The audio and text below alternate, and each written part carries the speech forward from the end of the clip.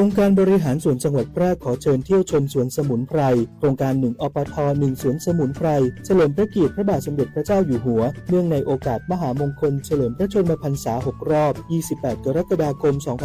2567 แหล่งองค์ความรู้เกี่ยวกับสมุนไพรท้องถิ่นแหล่งศึกษาเกี่ยวกับสรรพคุณของสมุนไพรท้องถิ่นและเป็นพื้นที่เพื่อการอนุรักษ์สมุนไพรท้องถิ่นอย่างยั่งยืนพร้อมสัมผัสโอโซนธรรมชาติของจังหวัดแพร่ดื่มด่ำบรรยากาศเย็นสบายที่ห้อมล้อมไปด้วยต้นไม้นานาพันธุ์ที่ถ้ำผานางคอยตำบลร้องกวางอำเภอร้องกวางจังหวัดแพร่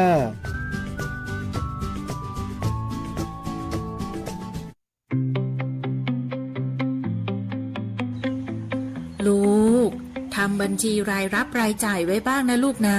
เดี๋ยวนี้เงินมันไปไวถ้าเราไม่เก็บไม่ออมไม่ดูแลดีๆก็มีแต่หมดตัวโตขึ้นจะไม่มีเงินไว้ใช้จ่ายไม่มีเงินติดตัวไว้ตอนอายุเยอะๆมานี่มาลูกมาแม่จะสอนโอ้โหพอทำแล้วก็รู้ว่าใช้จ่ายอะไรไปบ้างตัดค่าใช้จ่ายที่ไม่จำเป็นออกไป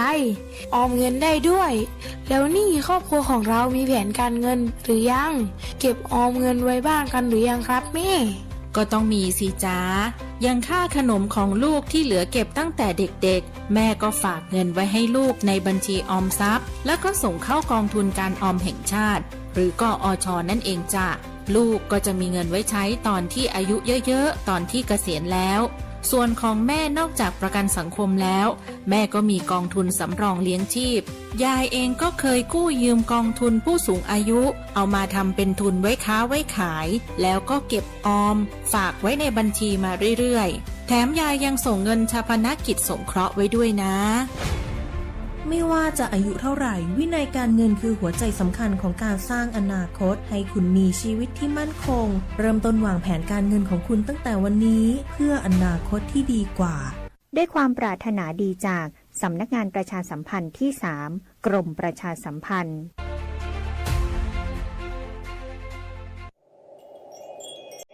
เกษตรกรเจ้าสวนยางครับขึ้นทะเบียนเกษตรกรแล้วหรือยังถ้าขึ้นทะเบียนแล้วอย่าลืมปรับปรุงข้อมูลตัวเนอจะได้อัปเดตข้อมูลใหม่ๆและเข้ารับสิทธิ์ต่างๆของการยางแห่งประเทศไทยติดต่อได้ที่ประธานกลุ่มเครือข่ายใกล้บ้านเช่นตีไผ่โตนติดต่อนายอรุณเสรังตีสะเอียบติดต่อนายอุกฤษบุธิตีวังจิ้นติดต่อนายประเสริฐวงอวน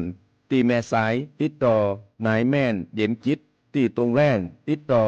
นายธนกรอ่อนเป๋งหรือโทรศัพท์สอบถามสำนักงานการยางแห่งประเทศไทยจังหวัดแพร่ได้ที่054069605และ0819312892มาเถอะครับเพื่อสิทธิประโยชน์ของเขา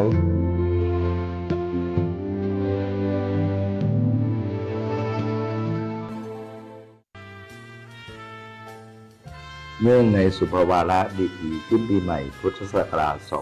2569 กระผมนายสมชัยเลิศประสิทธิพันธ์ผู้ว่าราชการจังหวัดแพร่พร้อมด้วยข้าราชการพนักงานลูกจ้างในหน่วยงานของรัฐที่อยู่ในจังหวัดแพร่ขอส่งความรักความปรารถนาดีมายังพี่น้องประชาชนชาวจังหวัดแพร่และชาวไทยทุกคนและขอถือโอกาสอันเป็นมงคลนี้กราบอาราธนาคุณพระศรีรัตนตรัยและสิ่งศักดิ์สิทธิ์ที่ทุกท่านเคารพนับถือตลอดจนพระบารมีแห่งองค์พระบาทสมเด็จพระเจ้าอยู่หัวและสมเด็จพระบรมราชินีได้โปรดดลบันดาลประทานพรให้พี่น้องประชาชนชาวจังหวัดแพร่และชาวไทยทุกคนจงประสบแต่ความสุขความเจริญมีสุขภาพร่างกายที่สมบูรณ์แข็งแรงมีจิตใจที่สดชื่นแจ่มใสคิดหวังสิ่งใดขอให้สมความมุ่งมา่ปรารถนาและดำเนินชีวิตตามรอยเบื้องพระยุคลบาทโดยการน้อมนำแนวทางตามพระราชดำรัสและพระราชดำริของพระบาทสมเด็จพระบรมชนกาธิเบศรมหาภูมิพลอดุลยเดชมหาราชบรมนาถบพิตรรัชกาลที่ 9และพระบาทสมเด็จพระปรเมนทรรามาธิบดีศรีสินมหาวชิราลงกรณ์พระวชิรเกล้าเจ้าอยู่หัวรัชกาลที่ 10มาเป็นแนวทางในการดำเนินชีวิต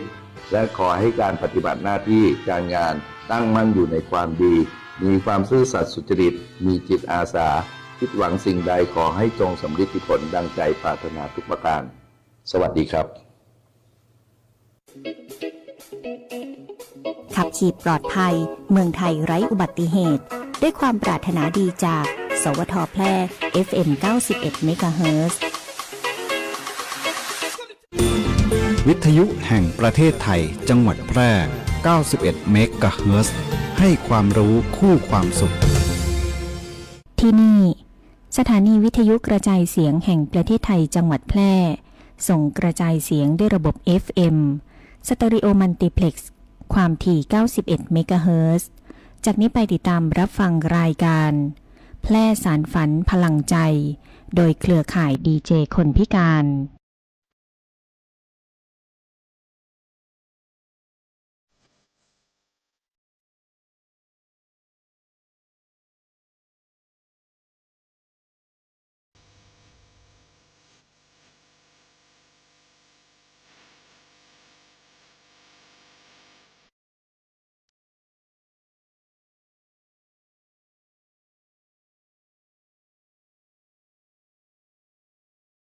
คุณผู้ชมคุณผู้ฟังที่เคารพรักทุกท่านนะจ๊ะติดตามรับชมรับฟังรายการ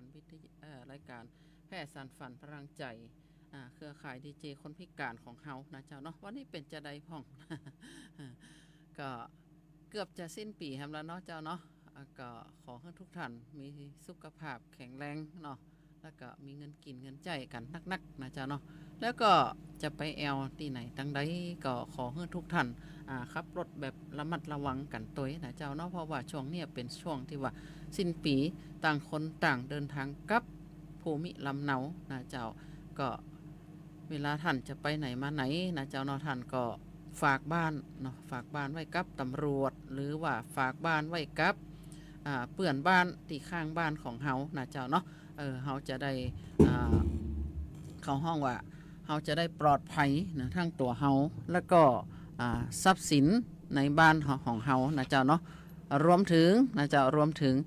เกี่ยวกับเขาห้องว่าอัคคีภัยนะเจ้าเนาะอัคคีภัยนะกับภัยต่างๆที่ว่าจะเกิดขึ้นกับตัวเฮาแล้วก็ครอบครัวของเฮานะเจ้าเนาะเจ้าในช่วงแรกเนี่ยเจ้าก็จะมาทักทายกันนะเจ้าเนาะทักทายกันนิดๆหน่อยๆเดี๋ยวช่วงต่อไปว่าเฮาจะมีข่าวอย่างพ่องนะเจ้าเนาะเจ้าก็ขอขอบคุณทุกท่านนะเจ้าเนาะที่ว่ามาเป็นกำลังใจให้ข้าเจ้าเนาะวันนี้เจ้าก็มาคนเดียวเพราะว่าคนป้าจำนงเนี่ยเปิ่นติดธุระนะเจ้าเนาะวันนี้เฮาก็จะมีข่าวเกี่ยวกับอุบัติเหตุนะเจ้าเนาะอุบัติเหตุแล้วก็ข่าวของพมนะเจ้าถ้าหากว่าท่านใดนะเจ้าเนาะต้องการฟังเพลงอย่างนะเจ้าเนาะท่านก็โทรมาได้นะเจ้าหน้าที่เบอร์โทร0545235516นะเจ้าเนาะวันนี้ข้าเจ้ามายุรีเข้าใจจะจัดให้ทุกท่านได้รับฟังกันแบบเต็มอิ่มกันเลยนะเจ้าเนาะ เจ้าในช่วงแรกนี่เดี๋ยวก็เฮาก็ไปฟังเพลงกันกำนะเจ้าเนาะ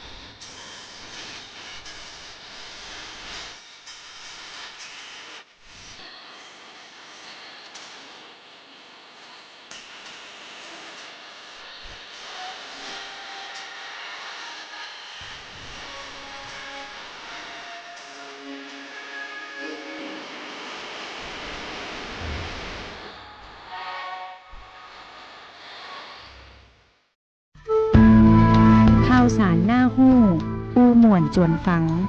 ในช่วง อู้ข่าวเล่าสู่กันฟัง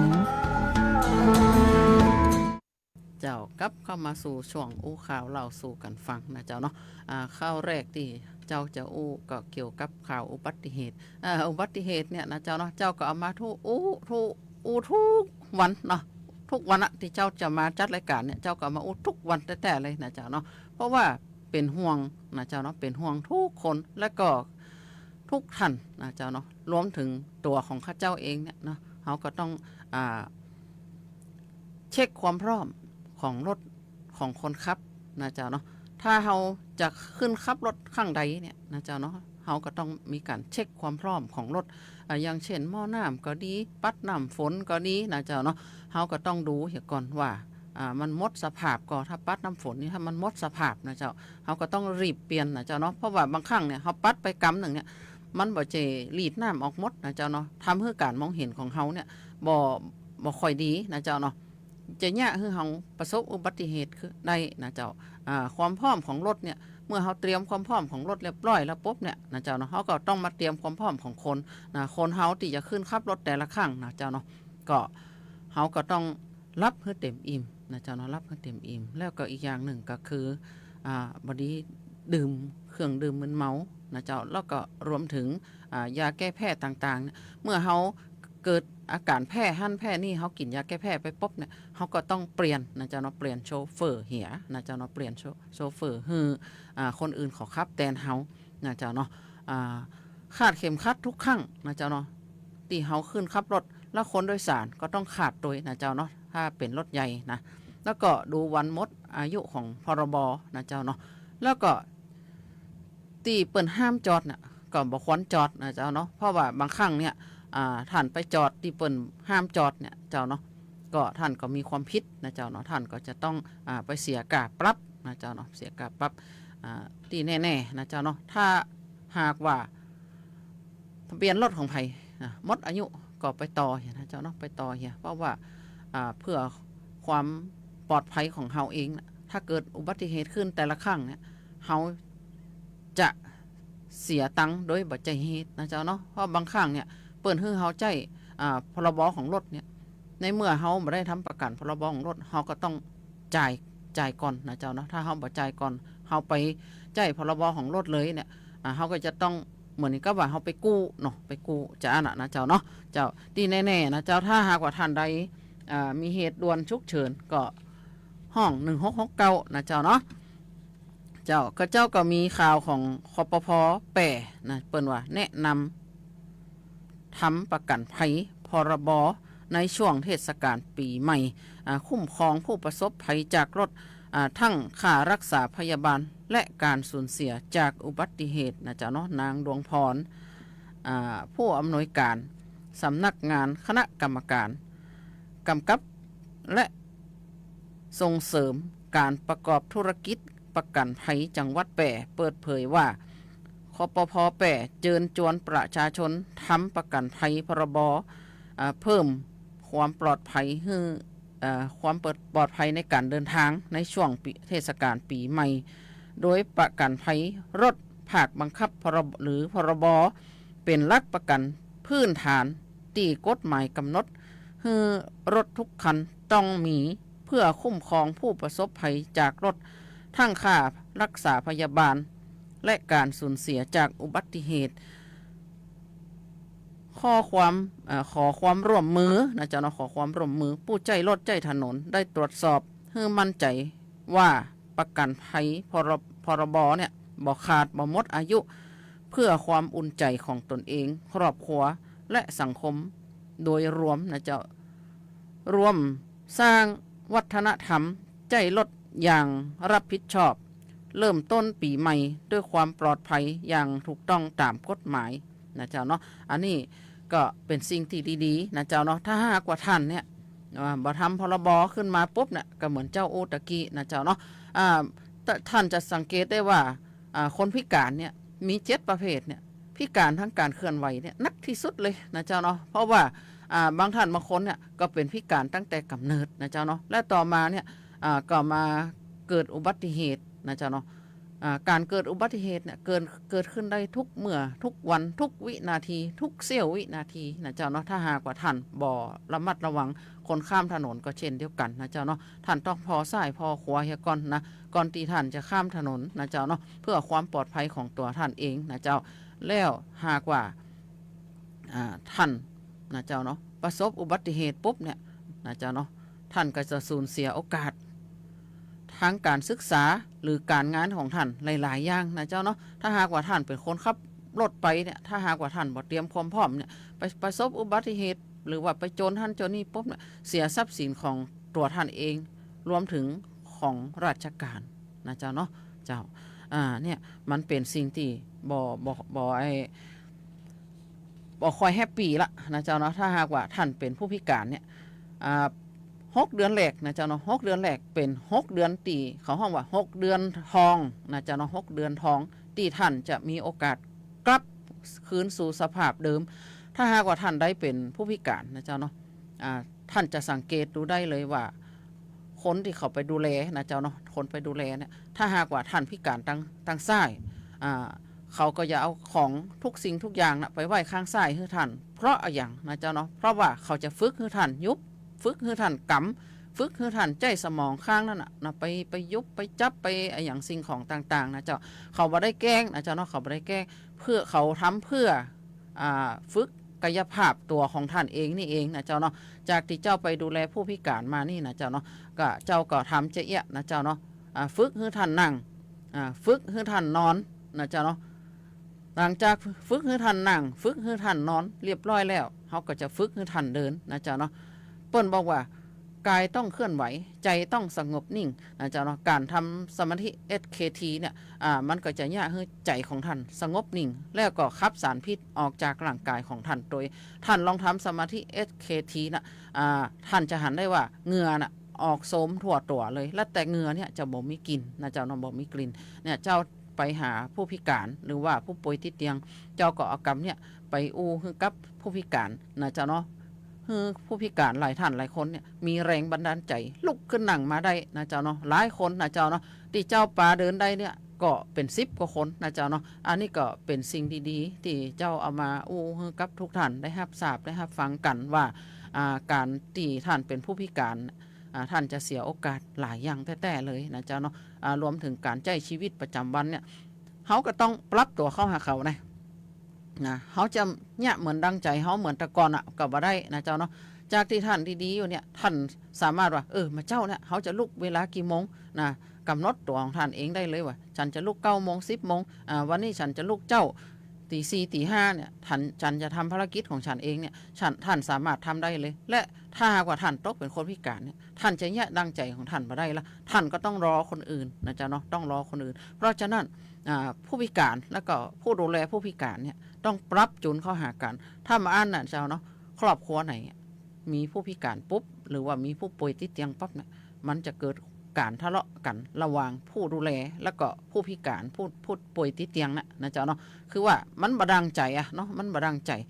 คนนี้ก็บดังใจนะคนดูแลก็ว่าก็บดังใจชันเหมือนกันนะคนติดเตียงเนี่ยก็บดังใจชันเหมือนกันนะต้องการนะความต้องการคนละอย่างแล้วก็เหตุผลก็ถูกตึงกูนะเจ้าเนาะเหตุผลของผู้ดูแลก็ถูกเหตุผลของผู้พิการผู้ติดเตียงก็ถูกเช่นเดียวกันนะเจ้าเนาะเพราะฉะนั้นเขาก็ต้องปรับจูนเข้าหากันคนละกึ่งนะเจ้าเนาะเจ้าเขาก็มาถึงพิธีเปิดงานชมชาคนพิการปี 2567นะเจ้าเนาะโดยได้รับเกียรติจากนายวิทยุทธบุญนาคนะนายกสมาคมคนพิการนะเป็นประธานกล่าวรายงานวัตถุประสงค์การจัดงานและก็ได้รับเกียรติจากนางสาวณภาพรเมฆผ่องอัมไพนะเมฆาผ่องอัมไพนะเจ้าเนาะหัวหน้าผู้ตรวจราชการกระทรวงพัฒนาสังคมและความมั่นคงของมนุษย์และก็ให้เกียรติมากล่าวเปิดงานพร้อมกับปาฐกถาพิเศษในหัวข้อนโยบายส่งเสริมและพัฒนาคุณภาพชีวิตคนพิการการจัดการในครั้งนี้สะท้อนถึงความร่วมมือของทุกภาคส่วนในการขับเคลื่อนนโยบายเสริมพลังคุณภาพชีวิตคนพิการอย่างยั่งยืนปี 2568 และ 2569นะเจ้าเนาะพร้อมกับให้กำลังใจผู้พิการทั้ง7อย่างนะเจ้าเนาะเพราะว่าผู้พิการเนี่ยมันมี7อย่างนะเจ้าเนาะเปิ้นก็เลยให้กำลังใจและก็พร้อมกับเขาห้องว่าพัฒนาฝีมือพัฒนาอาชีพฮือนะเจ้าเนาะอันนี้ก็เป็นสิ่งที่ดีๆที่กระทรวงพัฒนาสังคมและความมั่นคงของมนุษย์เปิ้นบ่ละนะเจ้าเนาะบ่ละผู้พิการหรือว่าทุกคนให้อยู่เบื้องหลังนะเจ้าเนาะเปิ้นว่าจะเดินไปพร้อมกันจะเป็นผู้สูงอายุก็ดีเด็กแรกเกิดก็ดีนะเจ้าเนาะรวมถึงกลุ่มเบาบางนะเจ้าเนาะพัฒนาสังคมและความมั่นคงของมนุษย์เนี่ยเปิ้นดูแลตั้งแต่เกิดยันถึงตายนะเจ้าเนาะพม.แป่มอบเงินอุดหนุนโครงการปรับสภาพแวดล้อมที่อยู่อาศัยของผู้สูงอายุและคนพิการจังหวัดแป่วันที่23ธันวาคม 2568นางอรนุชชัยชาญพัฒนาสังคมและความมั่นคงของมนุษย์จังหวัดแป่มอบเงินอุดหนุนโครงการปรับสภาพแวดล้อมและสิ่งอำนวยความสะดวกของผู้สูงอายุและคนพิการจำนวน15หลังเป็นเงินทั้งสิ้น 600,000 บาทให้กับเทศบาลตำบลแม่ลายเทศบาลตำบลห้วยไม้เพื่อดำเนินการปรับปรุงซ่อมแซมที่อยู่อาศัยให้มีสภาพมั่นคงปลอดภัยสำหรับผู้สูงอายุและคนพิการต่อไปนะเจ้าเนาะเดี๋ยวเราก็ไปเบรกฟังเพลงกันกันะเจ้าเนาะเดี๋ยวเราก็จะมาอู้เกี่ยวกับหลายๆเรื่องนะเจ้าเนาะเจ้า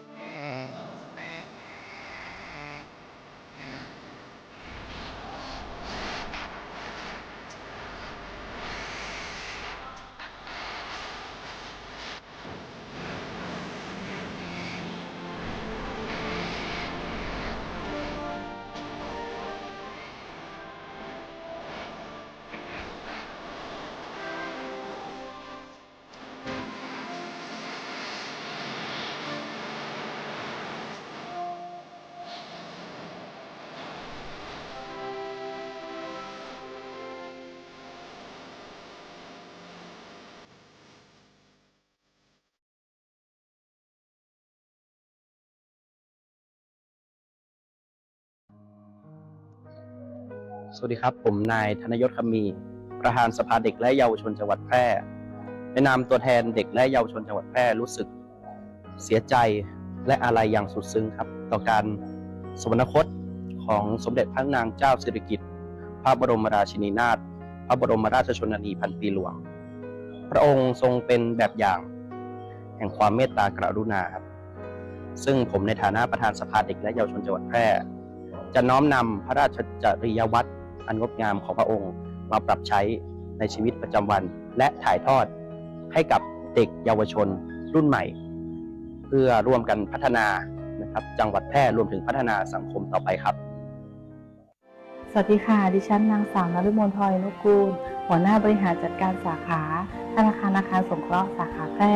ขอแสดงความอาลัยแด่สมเด็จพระพันปีหลวงด้วยความเคารพอย่างสูงพระองค์ทรงเป็นแรงบันดาลใจในการทำงานด้วยความรับผิดชอบและมีระเบียบวินัยดิฉันจะขอรักษาความซื่อสัตย์ทางการเงินและการบริการที่โปร่งใสให้กับประชาชนเพื่อเป็นการทำความดีถวายแด่พระองค์ค่ะดวงใจไทยทุกดวงขอพักดีสถิตกลางใจประชาราษฎร์ด้วยสำนึกในพระมหากรุณาธิคุณตราบนิจนิรันดร์ข้าพระพุทธเจ้าข้าราชการกองอำนวยการรักษาความมั่นคงภายในจังหวัดแพร่แด่พระพันปีหลว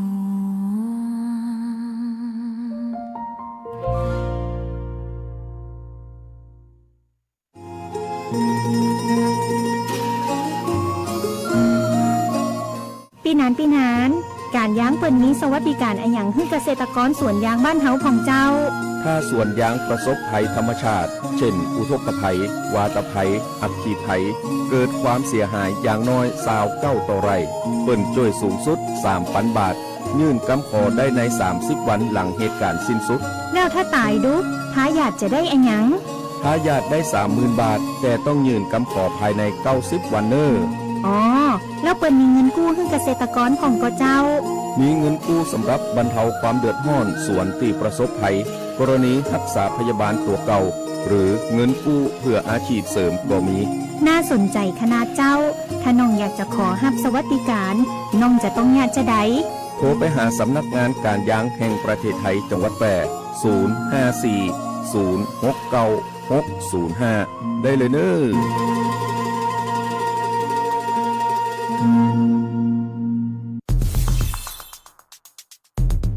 แค่3ปีความเสียหายจากอาชญากรรมไซเบอร์ของคนไทยพุ่งทะลุถึง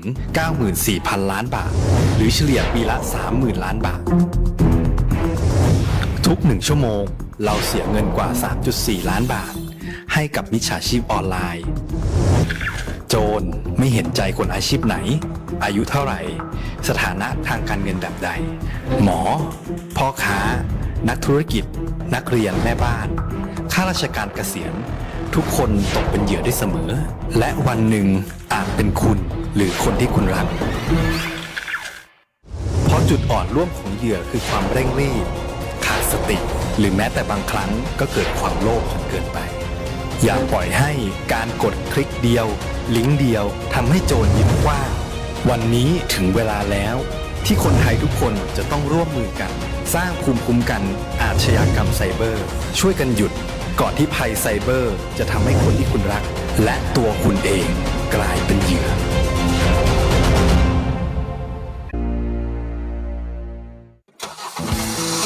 ขับขี่ปลอดภัยเมืองไทยไร้อุบัติเหตุด้วยความปรารถนาดีจากสถานีวิทยุกระจายเสียงแห่งประเทศไทยจังหวัดแพร่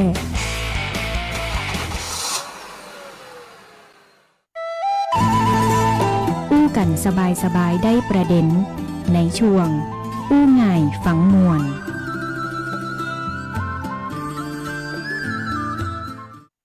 เจ้ากลับเข้ามาสู่ช่วงอู้ง่ายฟังม่วนนะเจ้าเนาะจังหวัดแพร่เปิดศูนย์ปฏิบัติการป้องกันอุบัติเหตุทางท้องถนน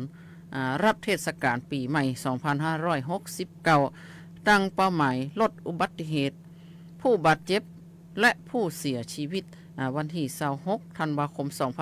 2568นายสมชัยเลิศประสิทธิพันธ์ผู้ว่าราชการจังหวัดแพร่เป็นประธานในพิธีเปิดศูนย์ปฏิบัติการและปล่อยขบวนรณรงค์ป้องกัน และลดอุบัติเหตุทางถนนช่วงเทศกาลปีใหม่พศ 2569 จังหวัดแปร่ภายใต้แนวคิดขับขี่ปลอดภัยลดความเร็วลดอุบัติเหตุเพื่อเตรียมความพร้อมในการดูแลความปลอดภัยแก่ประชาชนที่เดินทางสัญจรในช่วงเทศกาลปีใหม่ซึ่งเป็นช่วงที่มีการใจรถใจถนนเป็นจำนวนมากและมีความเสี่ยงต่อการเกิดอุบัติเหตุสูงกว่าปกติโดยจังหวัดแปร่ได้จัดตั้งศูนย์ปฏิบัติการและศูนย์ปฏิบัติการครอบคลุมทั้งในระดับจังหวัดระดับอำเภอและองค์กรปกครองส่วนท้องถิ่นบูรณาการความร่วมมือจากทุกภาคส่วนพร้อมกำหนดช่วงควบคุมเข้มข้นระหว่างวันที่ 30 ธันวาคม 2568 ถึงวันที่ 5 ธันวาคม 2569 นอกจากนี้สำนักงานอาชีวศึกษาจังหวัดแปร่โดยวิทยาลัยเทคนิคแปร่ได้ร่วมเปิดศูนย์อาชีวะร่วมด้วยช่วยประชาชนให้บริการตรวจเช็คสภาพรถพักรถพักขนและบริการด้านอื่นๆแก่ประชาชนและผู้ใจรถใจถนนณจุดบริการที่กำหนดเพื่ออำนวยความสะดวกและเพิ่มความปลอดภัยในการเดินทางผู้ว่าราชการจังหวัดแปร่กล่าวว่าจังหวัดได้ตั้งเป้าหมายลดอุบัติเหตุผู้บาดเจ็บและผู้เสียชีวิตให้ต่ำกว่าค่าเฉลี่ยย้อนหลัง3 ปีโดยกำหนดให้อุบัติเหตุบ่เกิน44 ครั้งผู้บาดเจ็บบ่เกิน44 คนและผู้เสียชีวิตบ่เกิน5 คนทั้งนี้ได้บูรณาการความร่วมมือจากหน่วยงานภาครัฐและองค์กรปกครองส่วนท้องถิ่นกำนันผู้ใหญ่บ้านและภาคประชาชนตั้งจุดตรวจจุดสกัดและจุดบริการบนถนนสายหลักสายรองและในชุมชนควบคุมการบังคับใช้กฎหมายอย่างเข้มงวดโดยเฉพาะมาตรการเมาไม่ขับการคาดเข็มขัดนิรภัยการสวมหมวกกันน็อกและการมีใบอนุญาตขับขี่พร้อมขอความร่วมมือประชาชนขับขี่ด้วยความระมัดระวังเพื่อลดอุบัติเหตุและความสูญเสียในช่วงเทศกาลปีใหม่เจ้าอันนี้ก็เป็นสิ่งที่ดีๆนะเจ้านอที่ว่าทางผู้ว่าราชการจังหวัดแปร่เปิ่นดูแลเปิ่นใส่ใจพี่น้องประชาชนในจังหวัดแปร่ของเฮาเจ้าแล้วก็ต้องขออนุญาตอู้ถึงอสม.หน่อยนะเจ้าเนาะอสม.คนไหนนะเจ้าเนาะที่ท่านจะเตรียมตัวไปอยู่ด่านนะเจ้าเนาะท่านก็รักษาสุขภาพของท่านดีๆเน้อเจ้าเนาะการอยู่ด่านนี่มันเป็นใจของธรรมดานะเจ้าเนาะก็ทุกอย่างนะเจ้าเนาะคำว่าอสม.เนี่ยท่านเป็นอาสานะเจ้าเนาะเมื่อท่านดูแลคนอื่นท่านก็ต้องดูแลตัวเก่าก่อนนะเจ้าเนาะไอ้เขาห้องว่าบัตรอสม.เนี่ยหมดอายุหรือยังนะเจ้าเนาะถ้าหมดอายุบางคนบางท่านก็บ่ได้ไปต่อนะเจ้าเนาะเพราะว่าท่านก็ตรวจสอบพอเห็นนะเจ้าเนาะเพื่อตัวของท่านเองนะเจ้าถ้าหากว่าท่านบ่ตรวจสอบเนี่ยตัวของท่านอาจจะเสียสิทธิ์บางอย่างไปนะเจ้าเนาะท่านก็ตรวจสอบเหียนะเจ้าเนาะเจ้าเปิ้นบอกว่ามาถึงแหมข่าวหนึ่งนะเจ้าเนาะเตือนภัยปีใหม่อย่าทิ้งเด็กและผู้สูงอายุไว้ลำพังข้อควรระวังเพื่อความปลอดภัยในชีวิตและทรัพย์สินนะพ่อแม่พี่น้องเจ้าเนาะภัยที่แฝงมากับช่วงเทศกาลเด็กและผู้สูงอายุตกเป็นเป้าหมายหลักเพราะมิจฉาชีพมักเลือกบ้านที่มีผู้เบาบางนะเจ้าเนาะกลุ่มเบาบางนะเพื่อก่อเหตุได้ง่ายขึ้นนะเจ้านะดังนั้นวิธีป้องกันและการรับมือให้ปลอดภัยก็คือบุคคลทิ้งเด็กและผู้สูงอายุให้อยู่ในบ้านตามลำพังหากจำเป็นควรฝากเพื่อนบ้านหรือญาติที่ไว้ใจได้นะเจ้าเนาะช่วยสอดส่องดูแลสอนวิธีรับมือกับคนแปลกหน้าย่ำเตือนบ่เปิดประตูให้คนตีบ่ฮู้จักนะเจ้าเนาะและให้โทรศัพท์หาผู้ปกครองทันทีนะระวังกลอุบายแอบอ้างอย่าหลงเจือนะเจ้าเนาะแจ้งเหตุด่วนเหตุร้าย191นะเจ้าเนาะสำนักงานตำรวจแห่งชาติพร้อมดูแลทุกท่านนะเจ้านะให้ปลอดภัยนะเจ้าเนาะเปิ่นพร้อมดูแลให้ประชาชนเนี่ยได้ปลอดภัยตลอด24 ชั่วโมงและขอย้ำเตือนนะเจ้าเนาะ4 ข้อควรระวังเพื่อความปลอดภัยและ ความปลอดภัยในชีวิตและทรัพย์สินก็คือ 1. อย่าล่อตาล่อใจนะเจ้าเนาะบ่สวมเครื่องประดับหรือของมีค่าและบ่ทิ้งทรัพย์สินมีค่าไว้ในรถยนต์ล่อหูล่อตาล่อใจมิจฉาชีพนะเจ้าเนาะ 2. บ่เชื่อใจคนแปลกหน้าระวังถูกมอมยาในอาหารนะหรือเครื่องดื่มเพื่อหวังทรัพย์นะเจ้าเนาะ 3. เช็คให้ชัวร์ก่อนรับระวังมิจฉาชีพใจธนบัตรปลอมมาซื้อสินค้าในช่วงเทศกาลที่มีคนพลุกพล่านนะเจ้าเนาะ 4. ระวังนะเจ้าเนาะระวังถูกสแกมเมอร์นะเจ้าเนาะสังเกตความผิดปกติที่ตู้ ATM ก่อนทำรายการระวังการถูกขโมยข้อมูลนะจงร่วมกันนะเติมวัคซีนไซเบอร์บ่เจือบ่แชทบ่หลงกลอย่าลืมว่าไม่กดไม่คุยนะเจ้าแคปหลักฐานนะเจ้าเนาะแคปหลักฐานหากพบเบาะแสหรือตกเป็นเหยื่อมิจฉาชีพสามารถแจ้งความออนไลน์ได้ที่สายด่วน1441ตลอด24ชั่วโมงนะเจ้าเนาะขอให้ปีใหม่เนี่ยนะสลองสุขปลอดภัยไล่อาชญากรรมนะเจ้าเนาะก็อันนี้ก็เป็นห่วงเป็นหามพ่อแม่พี่น้องประชาชนทุกท่านทุกคนนะเจ้าเนาะที่ท่านจะไปแอวเนี่ยท่านก็ต้องดูแลหาคนมาดูแลผู้สูงอายุหาคนมาดูแลลูกหลานท่านถ้าหากว่าท่านบ่สามารถจะเอาไปตัวได้ถ้าหากว่าท่านสามารถเอาไปตัวได้ท่านก็ต้องเตรียมความพร้อมของท่านเหี่ยก่อนนะเจ้าเนาะท่านจะออกบ้านท่านก็เหลียวดูเหี่ยก่อนว่าบ้านของท่านเนี่ยได้ถอดปลั๊กไฟหรือไม่นะเจ้าเนาะถ้าหากว่าท่านจุดไฟไว้หรือว่าก่อไฟไว้ท่านก็ควรจะดับไฟเหี่ยก่อนที่ท่านจะออกจากบ้านนะเจ้าเนาะเจ้าอันนี้ก็โดยความฮักความห่วงใยจากรายการแพร่สานฝันพลังใจเครือข่ายดีเจคนพิการของเฮานะเจ้าเนาะเจ้าแล้วเฮาก็จะมาอู้ถึงเกี่ยวกับจังหวัดแปรของเฮานี่นะเจ้าจังหวัดแปรของเฮาเนี่ยนะตำรวจแปรเนี่ยตรวจเข้มนะเจ้าเนาะแพร่เนี่ยตรวจเข้มลงพื้นที่ตรวจฉลากนะเจ้ากระเช่าของขวัญช่วงคริสต์มาสถึงปีใหม่ย่ำต้องแสดงรายการราคาวันหมดอายุอย่างชัดเจนนะเจ้าเนาะวันที่26ธันวาคม2568นายทานนะเจ้าทำมิกนนนะเจ้าเนาะถ้าอ่านชื่อผิดก็ขออภัยตัวนะเจ้าเนาะผู้อำนวยการกลุ่มงานศูนย์ดำรงธรรมจังหวัดแปร่พร้อมโดยคณะทำงานฝ่ายตรวจสอบฉลากสินค้าที่ควบคุมฉลากจังหวัดแปร่และหน่วยงานที่เกี่ยวข้องลงพื้นที่ตรวจสอบการจำหน่ายกระเช่าของขวัญในช่วงเทศกาลคริสต์มาสและปีใหม่ตามห้างสรรพสินค้าในเขตอำเภอเมืองแปร่เพื่อสร้างความมั่นใจให้แก่ผู้บริโภคว่าสินค้าที่เอามาจำหน่ายมีคุณภาพและเป็นไปตามกฎหมายโดยเน้นการตรวจฉลากสินค้าที่อยู่ภายในกระเช่าของขวัญนะเจ้าให้มีการแสดงข้อมูลอย่างถูกต้องชัดเจนและสามารถอ่านได้โดยต้องมีข้อความภาษาไทยหรือภาษาไทยกำกับภาษาต่างประเทศระบุชื่อประเภทและชนิดของสินค้าแต่ละรายการแสดงราคาที่ชัดเจนขนาดหรือน้ำหนักต่อหน่วยปริมาณการบรรจุค่าภาชนะบรรจุนะเจ้าเนาะรวมถึงรายละเอียดหรือวันหมดอายุของสินค้าหรือ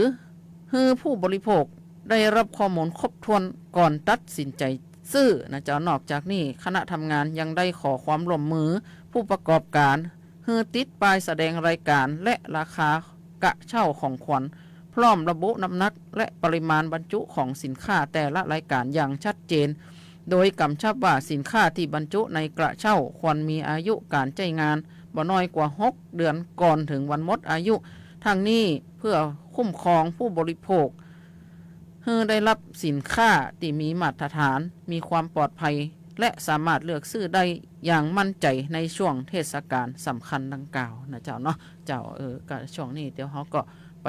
เบรกฟังเพลงแหมกั๊มก่อนนะเจ้าเนาะเดี๋ยวช่วงต่อไปเขาก็จะมาพบมาปะกันแหมใหม่นะเจ้าเนาะเกี่ยวกับ ของพัฒนาสังคมและความมั่นคงของมนุษย์นะเจ้าเนาะ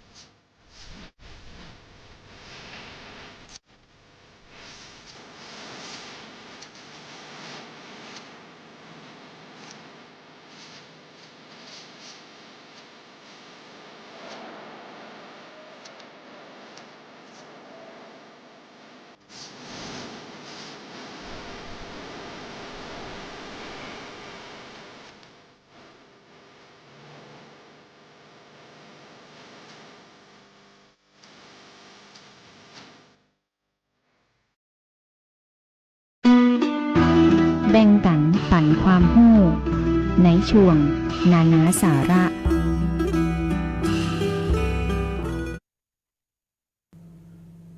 เจ้าเข้าสู่ช่วงนานาสาระแล้วนะเจ้าเนาะก่อนอื่นก็ต้องขอบพระคุณผอ.สวท.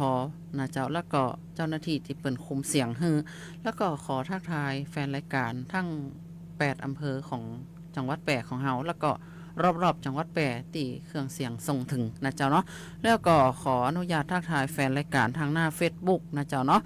เจ้าสวัสดีเจ้าคุณการจนานะเจ้าเนาะสวัสดีเจ้าคุณสายน้ำบ่ไหลคืนนะเจ้าสวัสดีเจ้าคุณพี่สุรีรัตน์โอ้ยอันนี้ก็ขอบคุณจัดนักจัดหลายนะเจ้าเนาะเปิ่นก็เป็นแฟนรายการประจำนะเจ้าเนาะสวัสดีเจ้าคุณป้าจำนงอินตะสุกนะเจ้าสวัสดีเจ้าคุณพัฒนานะเจ้าเนาะเปิ่นก็มอบดอกไม้งามๆมาเฮอนะเจ้าเนาะสวัสดีเจ้าคุณพัฒนาโพธิมูลเปิ่นก็มอบรูปหัวใจมาเฮอนะเจ้าเนาะแล้วก็สวัสดีเจ้าคุณยุพานะเจ้าเนาะคุณยุพานี่เปิ่นฟังมาจากอำเภอแม่จันทน์ปุ่นนะจังหวัดเชียงรายปุ่นนะเจ้าเนาะเปิ่นบอกว่าพัฒนาสังคมและความมั่นคงของมนุษย์เนี่ยนะเจ้าเนาะเปิ่นก็ได้ดูแลนะเจ้าเนาะตั้งแต่เกิดยันถึงเสียชีวิตอันนี้เปิ่นก็เป็นห่วงนะเจ้าเนาะเป็นห่วงสุขภาพพ่อแม่พี่น้องประชาชนเช่นเดียวกันนะเจ้าในวันที่24ธันวาคม2568เวลา15:30 นาทีนายสมชายเลิศประสิทธิพันธ์ผู้ว่าราชการจังหวัดแปะ เป็นประธานเปิดกิจกรรมคิกออฟเตรียมความพร้อมการป้องกัน และแก้ไขปัญหาไฟป่าหมอกควันและก็ฝุ่นละอองขนาดเล็ก เพื่อเตรียมรับสถานการณ์ฝุ่นละอองขนาดเล็กซึ่งมักเกิดขึ้นในช่วงเดือนมกราถึงเดือนพฤษภาของทุกปี อันมีสาเหตุจากการเผาในตีโล่งการเผาในผืนป่าพื้นที่การเกษตรวัชพืชริมทางและขยะมูลฝอยในชุมชนประกอบกับสภาพภูมิประเทศแบบแอ่งกระทะและสภาพอากาศแห้งแล้งส่งผลให้ฝุ่นสะสมในบรรยากาศและกระทบต่อสุขภาพประชาชนถึงรวมถึงการท่องเที่ยวของจังหวัดแปร่ในการนี้นางอรนุชชัยชาญพัฒนาสังคมและความมั่นคงของมนุษย์จังหวัดแปร่เปิ่นก็ได้เข้าร่วมกิจกรรมดังกล่าวนะเจ้าเนาะเจ้าแล้วเขาก็มาถึงเกี่ยวกับสมุนไพรนะเจ้าเนาะสมุนไพรใกล้ตัวของเขาเนี่ยนะเจ้าเนาะท่านนะเจ้าเนาะท่านกินอะไรยังบล้ำนะเจ้าเนาะกินเข้าไปแล้วนะร่างกายของท่านบ่สามารถจะดูดซึมอาหารดีๆเข้าไปเลี้ยงตัวของท่านเองได้นะเจ้าเนาะอันนี้เจ้าก็จะมีวิธีดีท็อกลำไส้ให้กับทุกท่านได้รับฟังกันนะเจ้าเนาะท่านก็เอามัดกล้วยเตดเนี่ยมาปอกนะเจ้าเนาะสักหนึ่งกับมือนะแล้วท่านก็ต้มน้ำมันนะเจ้าเนาะต้มเอาน้ำมันเนี่ยไปชงชานะเจ้าเนาะชงชาดีท็อกลำไส้ของเฮานะเจ้าเนาะเพื่อจะให้ลำไส้ของเฮาเนี่ยสะอาดนะเจ้าเนาะเมื่อลำไส้ของเฮาเนี่ยสะอาดเรียบร้อยแล้วนะเฮากินอาหารหรือว่ากินสิ่งที่มีประโยชน์เข้าไปเนี่ยลำไส้ก็จะได้ดูดไปเลี้ยงร่างกายของเฮานะเจ้าเนาะแล้วก็ร่างกายของเฮาเนี่ยก็ต้องการสารอาหารที่มีประโยชน์นะเจ้าเนาะอาหารที่ดีมีประโยชน์นะอยู่บัจิไกตัวของเฮาก็คือพืชพักในใกล้ตัวบ้านตัวครัวเรือนของเฮานี่เองนะเจ้าเนาะที่ว่าเป็นพักแคบก็ดีพักสลิดพักเซลล์เนี่ยเจ้าเนาะเป็นพืชพักธรรมชาติที่มีสารอาหารครบถ้วนในครัวเรือนของเฮานะเจ้าเนาะเจ้าก็มาถึงช่วงท้ายรายการของเฮาแล้วนะเจ้าเนาะก็จะได้นำรายการแผ่สานฝันพลังใจจากลาท่านไปก่อนนะเจ้าเนาะเฮาก็สลับซับเปลี่ยนหมุนเวียนกันมาเจ้าเนาะมันก็จะมี3กู่เนาะสองสาวนะเจ้าเนาะของกู่เจ้าปนงนะแล้วของกู่คุณจิตนาถแล้วก็คุณยุ่ยนะเจ้าเนาะแล้วก็จะมี2หนุ่มนะเจ้าเนาะสำหรับวันนี้นะเจ้าเนาะข้าเจ้ามายุรีเครือใจก็ได้นำรายการแพร่สารฝันพลังใจจากลาท่านผู้ฟังไปก่อนนะเจ้าเนาะวันพุธก็มาพบมาปะกันแหมเนอนะเจ้าเนาะมารอฟัง2สาวแหมกู่1นะเจ้าเนาะสำหรับวันนี้ก็ขอกล่าวคำว่าสวัสดีเจ้า